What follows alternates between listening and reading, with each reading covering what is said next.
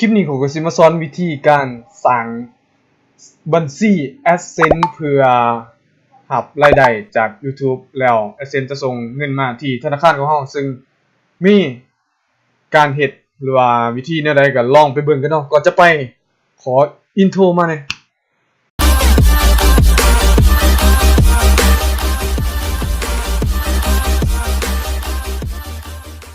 เอาเลยเนาะเพื่อนๆก็สบายดีกันหมดทุกคนเนาะที่เข้ามาเบิ่งคลิปข่อยก็ฝากเพื่อนๆกดติดตามกด Subscribe ให้แล้วเนาะแล้วก็กดกระดิ่งไปเนาะ1 บาทเพื่อเป็นกำลังใจให้ข่อยเฮ็ดคลิปต่อไปและมีหยังก็มาคอมเมนต์กันได้อยู่ด้านล่างข่อยก็สิมาตอบทุกคนการสร้างบัญชีหรือว่าการสมัครบัญชี AdSense ซึ่ง AdSense นี่ข่อยต้องมาเว้ากันว่า AdSense นี่แม่นหยัง AdSense นี่เป็นตัวกลางที่ว่าไว้รับเงินเนาะจาก YouTube ไว้รับเงินจากเว็บไซต์ที่เฮาสร้างหรือว่าบล็อกเนาะซึ่งตัวนี้ข่อยสิมาใส่เกี่ยวกับ YouTube เนาะเพราะว่าเฮาสั่งบัญชี YouTube ไปแล้วในคลิปก่อนโอเคเนาะซึ่งมันมีอะไรก็เฮาไปเบิ่งกันเลยเนาะไปเฮ็ดกันเลยมาขั้นตอนแรกเนาะประจำก็คือต้องล็อกอินด้วยอีเมลของเฮาอีเมลภายในใดก็ล็อกอินเข้าไปเนาะซึ่งใครตั้งอีเมลบ่เป็นก็ไปเบิ่งคลิปเก่าๆก็ได้เมื่อล็อกอินเข้าไปก็เป็นแบบนี้เนาะไปที่ YouTube เลยไปที่ YouTube เด้อท่านผู้ชมเมื่อไปที่ YouTube แล้วก็ต้องไปที่อยู่นี่เนาะ YouTube GS Studio หรือว่า YouTube Studio เนาะเข้าไปนี่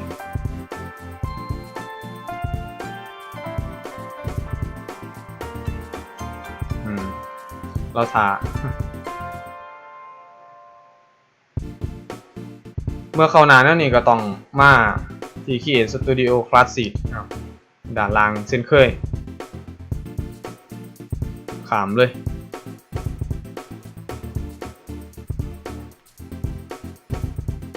โอเคเนาะจากนั้นเราก็จะเห็นหน้าต่างนั่นนี่จะให้ไปที่2เนาะกดไปเลยเนาะอยู่ที่2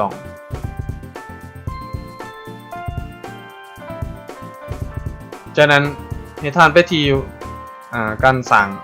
รายได้เนาะคลิกไปเนาะคลิกเข้าไปเลยก็จะเห็นว่ามีAdSense เนาะ AdSense หรือว่า AdSense นั่นแหละให้เฮาเริ่มต้นสมัครเลย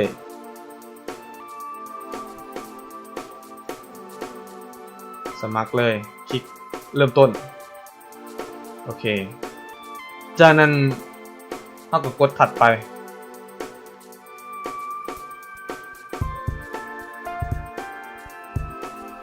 โอเคเนาะมันก็ให้เราเลือกว่าเราจะใส่ Gmail ตัวใดขอใส่ Gmail ตัวนี้ Gmail ของท่านก็ใส่ตัวนี้เนาะใส่ตัวนี้ก็ได้บอกง่ายๆซะว่า Gmail ของท่านแนวใดก็เอามาสมัครเนาะนี่เนาะมันก็จะมีลิงก์เนาะลิงก์ของเราต้องกรอก URL กรอก URL ก็คือ URL นี่ก็คือ2ของเรา2 YouTube นั่นแหละเปิดหน้าต่างใหม่แล้วก็ไปที่ YouTube ของเราไปเลยเนาะไปที่ YouTube ของเรา YouTube ของเราอยู่ใช่นี่เนาะช่องของฉันไปที่ช่องของฉันไปที่ช่องของฉันนี่ก็เพื่อไปก๊อปเอาลิงก์เฮาเนาะลิงก์ URL หน้าแรกโอเคหน้าแรกแล้วก๊อปเอาเนาะก๊อปเอานี่ก๊อปแล้วให้มาใส่ที่นี่เนาะ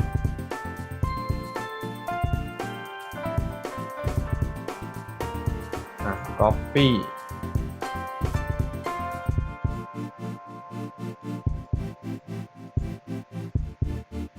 แต่ว่ามันมีให้เลยแล้วเฮาก็บ่ต้องก๊อปมาเนาะถ้ามันบ่มีเฮาจะก๊อปเนาะแต่ว่ามันมีให้แล้วเนาะมันเป็น URL ของสองคอยนี่แหละตัวนี้เฮาก็ต้องอ่านเบิ่งอีกเฮาจะใส่ส่งความช่วยเหลือและแนะนำด้านประสิทธิภาพเนาะโดยเฉพาะบ่เนี่ยเฮาก็คลิกไปเนาะแนะนำให้เลือกประเทศเนาะนี่เด้ประเทศที่ข่อยว่านั่นก็คือประเทศลาวเนาะสำคัญก็คือเฮาอยู่ประเทศใดเฮาก็ต้องสมัครเป็นประเทศนะเพื่อหยังก็เพื่อมันส่งปริ้นให้เฮาเนาะปริ้นนี่ข่อยเก็บไว้เนาะข่อยได้ครั้งแรกเนาะจากบริษัท Google ให้เฮาเปลี่ยนเป็นประเทศลาวเนาะตัวนี้เอาเว้าง่ายๆว่าให้เจ้าเป็นประเทศใดเจ้าอยู่ประเทศใดจะก็ใส่ประเทศนั้นเนาะเพราะว่าเขาสิส่งมาหาเฮาเด้เขาสิส่งอันนี้มาเนาะไอ้ปริ้นนี่ก็เพื่อยืนยันตัวตนบริษัท Google หรือว่า YouTube นี่จะส่งเป็นจดหมายอย่างเดียวเนาะท่านผู้ชมเป็นจดหมายอย่างเดียวเลยบ่มีการส่งรหัสให้มือถือหรือว่าโทรศัพท์เฮาบ่มีการส่งเพราะว่าตัวนี้มันเป็นการยืนยันตัวตนเพื่อเกี่ยวกับบัญชีเงินแท้ๆเอาเลขรหัสปริ้นเนาะปริ้นเอาเลขรหัสนี่ไปกรอกแล้วปริ้นนี่ก็จะหรือว่าเลขรหัสนี่ก็จะใช้งานได้เพียงแค่แอคเคาท์เดียวหรือว่าบัญชีเดียวโอเคเนาะเข้าใจกันเนาะเพื่อยืนยันตัวตนว่าเฮามีตัวตนอยู่แท้จริงโอเคมาเอามาต่อกันเลยเนาะเปลี่ยนไปเป็นประเทศลาวเดี๋ยวเลื่อนเบิ่ง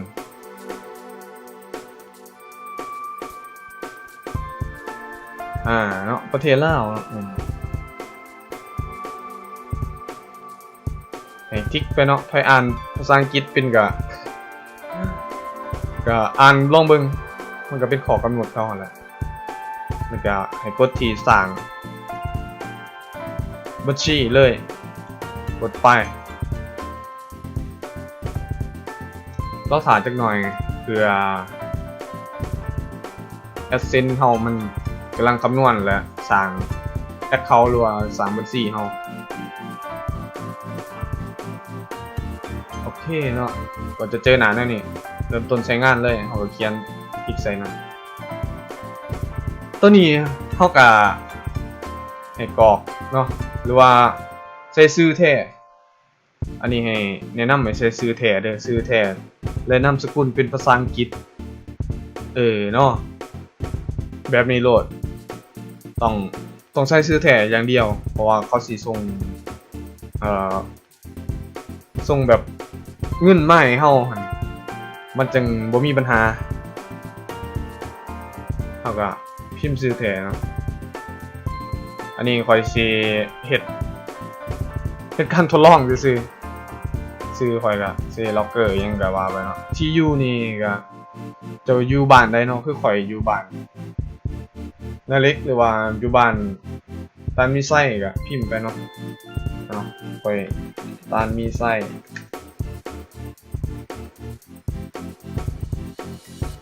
ผมบ่ฮู้ว่าสเปลถือหรือบ่ถือเนาะแต่ให้ใส่เมืองนำเนาะใส่เสียทาเนี่ยนี่ใส่เสียทาเวียนเทียนเนาะโอ้ว่าสเปลถือบ่เวียนเทียนแล้วก็ให้เพื่อนๆใส่รหัสบ้านของเพื่อนๆเนาะก็คือกลุ่มใดกลุ่ม23บ่กลุ่ม23กลุ่มก็เนาะกลุ่ม C เนี่ยนี่ตัวอย่างกลุ่ม C เดี๋ยวอันนั้นกลุ่ม ลุ่ม C กลุ่ม C หน่วย23หน่วย23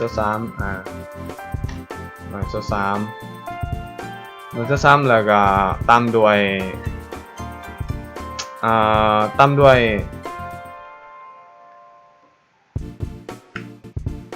ยเลขของสมนุขั้ว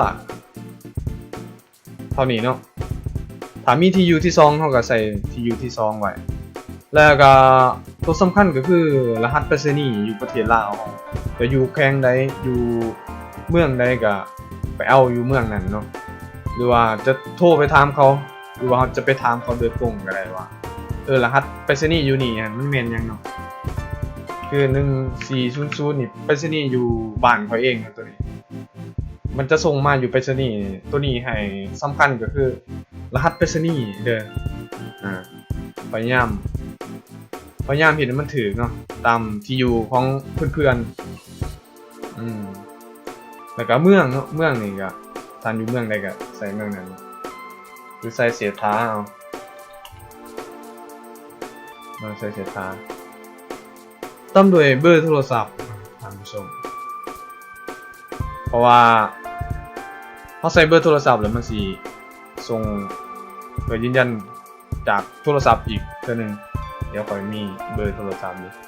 27292232 เดี๋ยวค่อยขอเช็คเบิ่งนี้เนาะทางใช้เลข0เนี่ยเนาะเพราะว่ามันเป็น020เดี๋ยวขอเช็คเบิ่งก่อนนะว่าเบอร์เฮามันถูกแท้ละบ่เฮาต้องเช็คเบิ่งก่อนเนาะโอเคถูกแล้ว729ถูกแล้ว232โอเคเฮาต้องพยายามเช็คว่ามันถูกเบิ่งละบ่ตัวนี้สำคัญก็คือชื่อให้ใช้ชื่อแท้เฮาโหลดเนาะชื่อแท้และนามสกุลเป็นภาษาอังกฤษอย่างเดียวย้ำมันต้องเป็นภาษาอังกฤษอย่างเดียวแล้วก็กดส่งไปถ้าเพื่อนๆบ่แบบว่าเขียนภาษาบ่เป็นนะก็ถามคนอื่นก็ได้เนาะถามคนที่เขาเป็นภาษาอังกฤษจากนั้นEssence มันจะส่งข้อความมาเนาะที่เบอร์ของทานที่ก่อไปนี่แหละที่ค่อยว่านะให้ติ๊กไปเนาะเพื่อนๆสามารถเลือกได้ว่าจะให้มันโทรมาบอกมันก็สิบอกรหัสเนาะแบบ1 2 3แต่มันสิเป็นภาษาอังกฤษว่า1 2 3อย่างนี้เนาะแต่ว่าค่อยแนะนำให้เป็นข้อความดีกว่าโอเคเนาะจากนั้นเฮาก็กดหับรหัสไปเนาะมันจะส่งมาที่เบอร์ของเจ้าโอเคกดไปเนาะ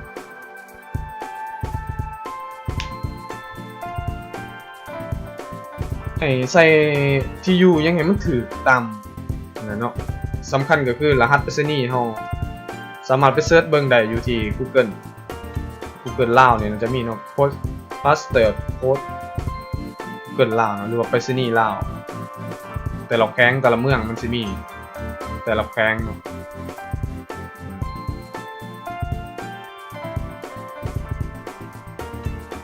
โอเคเนาะมันจะเจอแบบนี้ขออภัยในความไม่สะดวกทางเราไม่สามารถดำเนินคำขอร้องของคุณได้ในการนี้ทางทีมวิศวกรของเราได้รับแจ้งว่าและจะดำเนินการแก้ไขตัวนี้มันขึ้นกับระบบเขาเองเนาะระบบของ YouTube นั่นแหละเขากำลังจะแก้ไขให้เนาะเอาก็รอถ่าไปลองกดรีเฟรชเบิ่งเมื่อมันบ่ส่งมาอีกเขาก็ต้องคลิกใส่นี่เนาะแล้วก็ให้กดอีกครั้งหนึ่ง โอเคเนาะแนวนี้ก็จะรอทาให้มันส่งมาก็จะเห็นเนาะในมือถือของเจ้ามันจะมีรหัส6ตัวเลขรหัส6ตัวเลขเลยฮะเอามากรอกใส่นี่โอเคเดี๋ยวค่อยสิกรอกรหัสใส่เลยโอเคตอนนี้มันก็ได้ส่งรหัสมาให้ข่อยแล้วโดยมันจะส่งมาที่มือถือของเราไปเบิ่งอยู่ที่ Messenger ขอความหรือว่ากล่องขอความเฮาเนาะมันจะส่งมาซึ่งเขาก็จดไว้แล้ว728-507มันจะส่งมาเนาะ728-507เอาส่งให้กดส่งไปอีก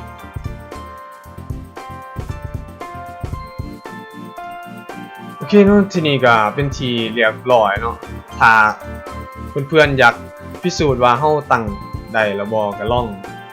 ลองไปเบิ่งเนาะไปที่ Google เช่นเคยนะแล้วก็พิมพ์เข้ามา AdSense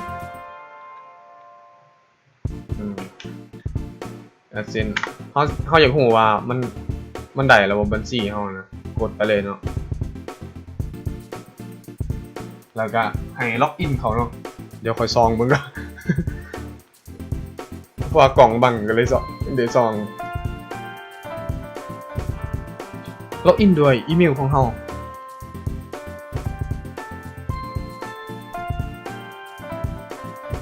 ได้แล้วเนาะได้ทุกอย่างแล้วมีแต่หน้าที่เฮากับมีแต่สร้างคลิปแล้วก็ไปลง YouTube จากนั้นยอดวิวหรือว่ารายได้เกิดขึ้นมันจะเกิดขึ้นเนาะมันจะเกิดขึ้นแล้วมันจะส่งมาที่ AdSense แล้ว AdSense นี่เฮาก็สิไปเฮ็ดให้มันส่งมาที่ธนาคารประเทศลาวเฮาได้เดี๋ยวสิลองเอาตัวอย่าง AdSense เก่าให้บ่เนาะแต่ว่าเฮาสิไปเช็คเบิ่งว่ามันเชื่อมโยงกับ ID AdSense แล้วเนาะมันก็จะไม้ถูกให้เฮาคลิกเบิ่งได้ว่า AdSense นี่ได้ผูกกับ AdSense นี่แล้วเรียบร้อยรหัสนี่เนาะรหัสตัวนี้แหละเอาสามารถมาเปลี่ยนแปลงได้ถ้ามี AdSense อีก AdSense 1หรือว่า account นึงแต่ข่อยบ่อยากให้ตั้งไลน์ account จนได้สับสนโอเคเนาะสำหรับการตั้งก็มีเท่านี้ละเฮามีแต่เฮ็ดให้มันได้เนาะ10 เหรียญมันจะเข้ามาอยู่ใน AdSense เมื่อท่านได้10 เหรียญมือใด AdSense ก็จะส่งปิ้นที่อยู่ที่เฮากรอกไปอันมาให้เฮาอยู่ที่ไปรษณีย์ที่เฮากรอกลงไปข้อมูลไปรษณีย์ที่เฮากรอกลงไปอยู่ที่บ้านท่านนั่นแหละเนาะเอาง่ายๆเนาะบอกง่ายๆคนในไปรษณีย์เขาก็สิโทรหาเฮาเองก็เพราะว่าเฮามีเบอร์อยู่ในนั้นเมื่อฮอด10 เหรียญแล้วมันจะส่งปิ้นอันนี้มาแล้วก็เอาไปกรอกยืนยันตัวตนเลย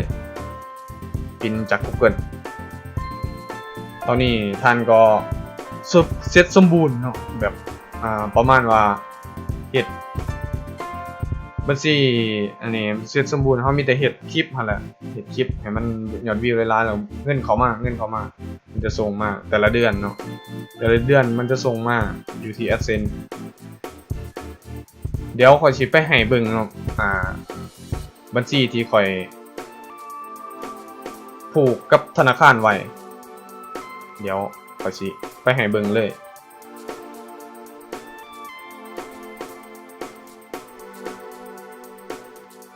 โอเคเนาะตอนนี้เขาก็สิเข้ามาที่บัญชีหลักที่เขาใส่ปัจจุบันนี่เนาะตอนนี้แหละนะปัจจุบันนี่ก็ใส่บัญชีตัวนี้เนาะข่อยขอเซ็นเซอร์อีเมลเขาข่อยไว้ก่อนเนาะ ซึ่งเฮาได้รับเงินจากนี่เนาะข่อยนี่แหละได้รับเงินบางเดือนแล้วเป็นเงินจำนวน126 เหรียญเนาะ.15ซึ่งมันก็โอนมาที่ธนาคารของข่อยเฮาสามารถกวดเบิ่งว่ามันโอนมาให้เฮาหั่น ในวันที่เท่าใดเดือนใดเนาะก็รอถามประมาณ5วันมันก็เข้า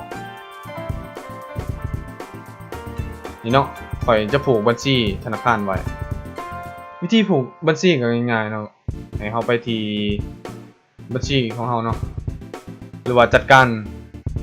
วิธีการชำระเงินอันนี้ข่อยขอเซ็นเซอร์ไว้เนาะวิธีการชำระเงินเนาะให้เข้าไปที่นี่อันนี้ข่อยมีแล้วให้เพิ่มวิธีการชำระเงินเนาะให้เข้าไปตัวนี้คลิกเข้าไปเลยมันจะมีให้เราเลือกว่าเราจะรับเงินแบบ Western Union บ่ Western Union มันจะส่งรหัส Western Union เนาะให้เราไปเอาเงินที่ธนาคารใดหรือว่าอยู่จุดใดที่มีโลโก้ Western Union จะไปเอาได้มันจะส่งแต่ว่าค่อยขอเป็นแบบธนาคารเนาะธนาคารเฮาก็เขียนเนาะผู้รับมันชื่อรหัสเนาะผู้รับรหัสบัญชีของทานเนาะให้เขียนรหัสบัญชีของทานคือรหัสผู้รับบัญชีเนาะเขียนบัญชีของทานเป็นแนวใดก็เขียนไปแล้วก็ชื่อธนาคารเนาะคือBCL หรือว่าพัฒนาลาวพงสวรรค์ JDB อย่างก็ไปเอาซื้อเต็มเข้ามาเนาะพยายามไปเอาซื้อเต็มซึ่งเฮาไปหาได้ที่เว็บไซต์ต่างๆพิมพ์เข้ามาธนาคารเขาก็สิมีดอกตัวเต็มของเฮาก็เขียนใส่เนาะคือเดี๋ยวค่อยสิตั้งค่อยสิเฮ็ดให้เบิ่งเลยเนาะคือ LDB เนาะห้ามเอาตัวหย่อเนาะเพราะว่า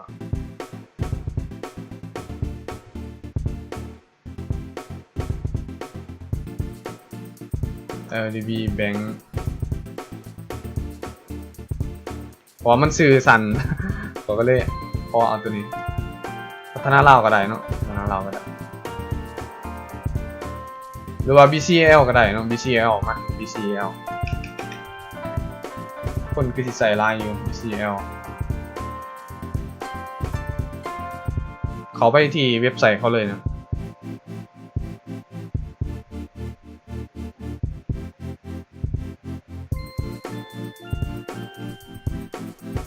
เขาไปเว็บไซต์เขาก็สังเกตเบิ่งว่ามันเป็นภาษาอันนี้เนาะเป็นภาษาอันนั้นเนาะภาษาลาวก็เปลี่ยนเป็นภาษาอังกฤษก็ได้หรือทานเอาบัตรของทานมาเบิ่งก็ได้ครับเป็นภาษาอังกฤษนี่เนาะนี่ก็ได้นี่เขียนตามนี้เลยเขียนตามลิงก์นี่ก็ได้ครับก็เห็นแล้วซื้อ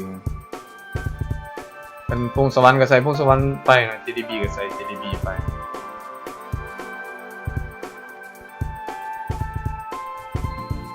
พอเปลี่ยนเป็นภาษา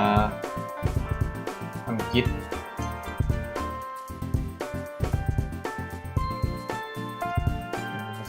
เนาะ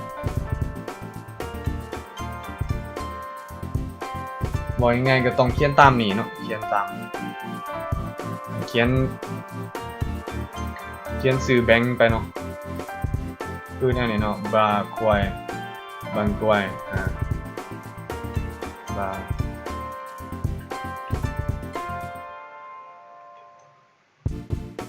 บาอย่างก็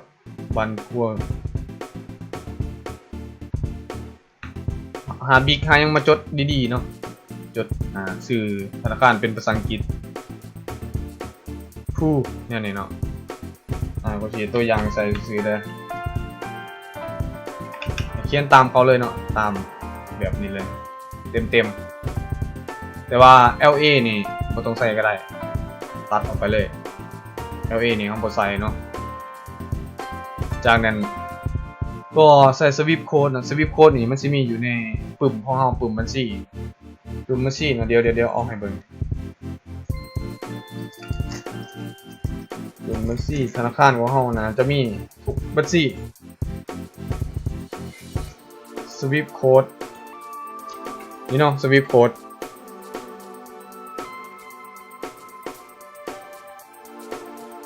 หรือเพื่อนๆเขาไปเบิ่งในเว็บไซต์เขาเลยก็ได้หรือเพื่อนๆอาจจะโทรไปทำพนักงานเขาว่าSwift Code อยู่นี่เลขยังกะเขาสิบอกเนาะเขา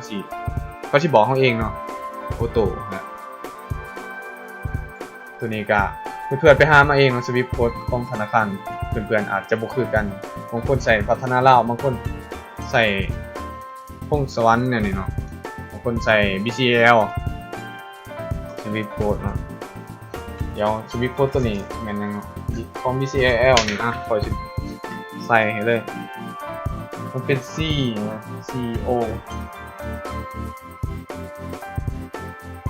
E D L L A อันนี้ Swift Code ของนี่คือ Swift Code ของพัฒนาลาวเนาะการข่าวต่างประเทศ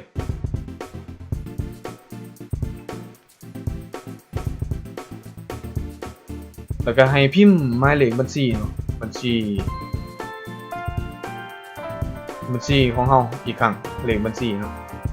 เลขบัญชีเลขเจ้าแหละเลขบัญชีเงินเลขบัญชีนี่แหละเนาะเลขบัญชีเงินเป็นดอลลาร์อย่างเดียวเนาะต้องเปิดเป็นดอลลาร์อันนี้ค่อยต้องบอกอีกเนาะว่าเป็นดอลลาร์อย่างเดียวแล้วให้เพื่อนๆติ๊กนี่จากนั้นก็บันทึกไปเนาะกดบันทึกไปมันก็จะมีให้เฮาโอนเข้าได้เนาะแปลว่าฮอด100เหรียญมือได้ที่ฮอด100เหรียญแล้วในวันที่ประมาณวันที่15หรือว่าวันที่23นี่แหละมันจะโอนมาปุ๊บเฮาก็รอท่าอีก5 วันหรือ6 วันนี่แหละมันก็จะเข้าเนาะแต่ว่าข้อกำหนดในการโอนของเขาก็คือ100เหรียญขึ้นไปเนาะก็เบิดเท่านี้เนาะที่เว้ามาหมดเปลือกก็หมดเท่านี้เนาะ เพื่อนๆยังบ่เข้าใจจุดใดก็ลองคอมเมนต์กันไว้เดี๋ยวค่อยสิมาตอบเนาะอาจจะเฮ็ดไลฟ์สดตอบหรือว่าแนวใดก็ลองติดตามกันเบิ่งเนาะให้เพื่อนๆติดตามไว้